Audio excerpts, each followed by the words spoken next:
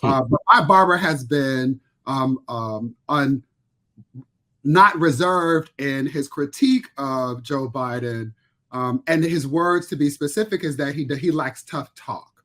I'm excited in the way that I find too many people, not by the things that Donald says, but by the way in which he says them. And my barber and a number of other brothers in the shop were excited by this presentation given by our president. For me, there's a slightly different conversation that I want to have related to this, which is my frustration with the ways in which privilege and white racial actors work. And so at this point, typically, many of or all of the candidates who are running for president would be provided an opportunity to debate.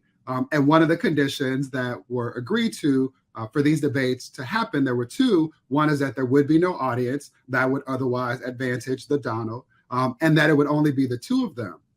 Mark, we at NBJC have collected some data that I'm super excited about.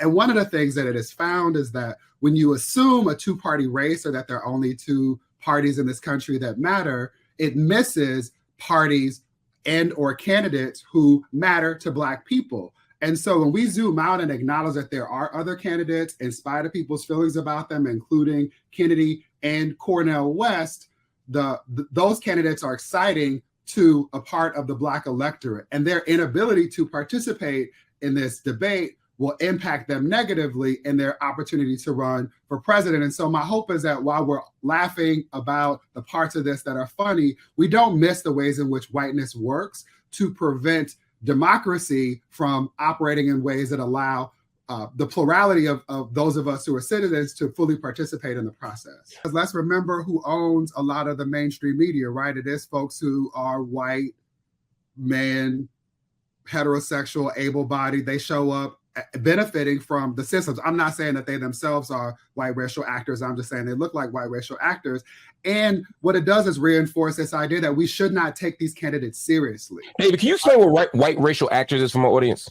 Yeah, so I want to be clear that this is a version of what our sister Amanda Seales does in naming that all white people aren't arbiters of the kind of terrorism that white racial actors engage in. And so sometimes this is people who are white, like the failed history teacher turned governor of Florida, Ronald DeSantis. Sometimes it's people who are not white, like Nimarata, people who pass, who have legal access to whiteness and who benefited from it in certain ways. And so there are people who show up as white racial actors doing the work of upholding white supremacy, or what Black feminists refer to as the matrix of domination.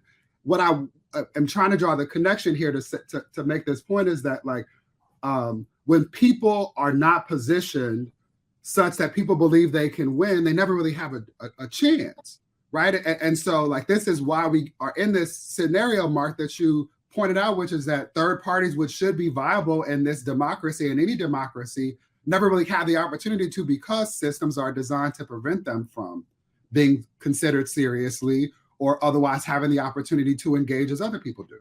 I don't know how one debates a liar, someone who is allergic to facts and who speaks in auditioning sound bites.